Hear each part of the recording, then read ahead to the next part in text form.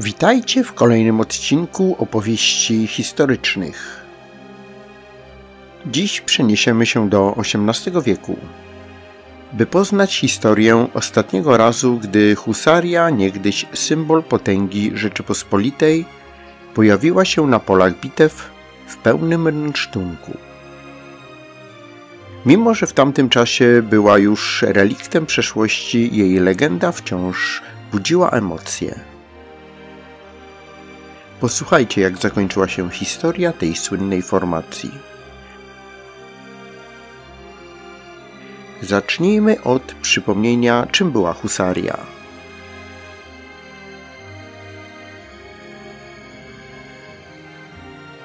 Przez ponad 2 stulecia to właśnie ta ciężka kawaleria była symbolem militarnej potęgi Rzeczypospolitej obojga narodów. Dzięki swojej skuteczności husarzy wygrywali kluczowe bitwy, takie jak Kirchholm w 1605 roku, Kuszyn w 1610 roku czy Wiedeń w 1683 roku.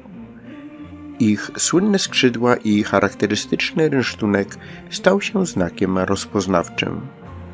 Jednak czasy się zmieniły. Rozwój broni palnej, artylerii i zmieniające się potrzeby pola bitwy sprawiły, że ciężka kawaleria traciła na znaczeniu. Ostatni raz husaria przekonała się o tych zmianach na polu walki 19 lipca 1702 roku pod Kliszowem. Wojska szwedzkie Karola XII pokonały armię sasko-polską Augusta II. Podczas bitwy husaria wykonała 2 nieudane szarże, po czym wycofała się z pola walki.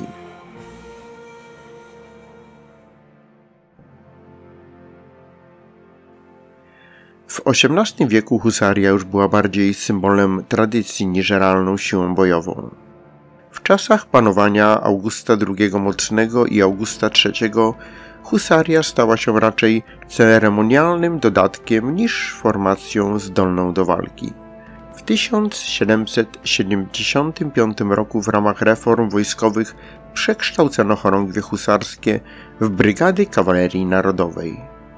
Ale zanim to nastąpiło, husaria miała jeszcze swoje ostatnie chwile chwały. Jednym z najbardziej symbolicznych wydarzeń było przybycie husarzy pod Chocim w 1739 roku. To właśnie wtedy po raz ostatni pojawili się w pełnym rynsztunku na polu bitwy. Ich obecność miała głównie wymiar propagandowy, a ich zadanie sprowadzało się bardziej do wzmocnienia morale niż faktycznego udziału w walkach. Walka pod Chocimiem była starciem w ramach wojny rosyjsko-tureckiej, w którą Rzeczpospolita została wciągnięta jako sojusznik Austrii. Armia polska, choć formalnie nie brała udziału jako główny gracz, wspierała działania Austriaków. Husarze pod Chocimem byli świadkami nowoczesnego pola bitwy. Z jednej strony turecka armia z nowoczesną artylerią i jazdą, z drugiej Austriacy, wykorzystujący zaawansowane strategie i piechotą wyposażoną w muszkiety. W takim świecie husaria była anachronizmem. Mimo to ich widok w pełnym uzbrojeniu, z połyskującymi zbrojami, kopią w dłoni i skrzydłami, budził podziw, ale i nostalgię za dawnymi czasami. Chociaż husaria przestała pełnić swoją dawną funkcję, jej symbolika przetrwała. Nawet w XVIII wieku była traktowana jako relikt, który przypominał o dawnej świetności Rzeczypospolitej. W końcu husaria została oficjalnie zlikwidowana uchwałą Sejmu z 1776 roku. Ostatni raz skrzydlatych jeźdźców widziano zaś w pełnym rynsztunku 8 lat później podczas wizyty króla Stanisława Augusta Poniatowskiego u księcia Karola Stanisława Radziwiłła. W czasach, gdy państwo przeżywało kryzys polityczny i militarny, takie symbole były niezwykle ważne. Co więcej, husaria stała się inspiracją dla późniejszych pokoleń. W XIX wieku podczas powstań narodowych nawiązywano do tradycji husarskich jako symbolu oporu i walki o niepodległość. I tak kończy się historia husarii, od triumfów na polach bitew, przez czasy kryzysu aż do momentu, gdy stała się legendą i symbolem narodowej dumy.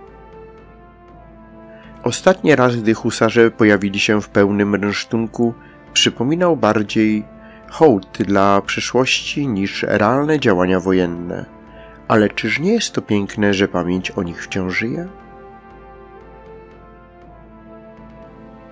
Dzisiejszy odcinek jest dość smutny i refleksyjny, ale żeby mimo wszystko ku pokrzepieniu serc przypomnieć wam o chwale i potędze polskiej jazdy, przypomnę o bitwie pod Kirchholmem w 1605 roku. To jedno z najbardziej błyskotliwych zwycięstw Rzeczypospolitej, które wstrząsnęło całą Europą. W jednym z ostatnich filmów odkryjemy tajemnicę geniuszu hetmana Karola Chodkiewicza i tego, jak 3000 husarzy rozgromiło wielokrotnie liczniejsze wojska szwedzkie. Poznasz kulisy bitwy, dramatyczne decyzje dowódców i nieznane ciekawostki, które uczyniły ten dzień legendą. Dołącz i przeżyj fascynującą podróż w czasie. Historia jeszcze nigdy nie była tak ekscytująca.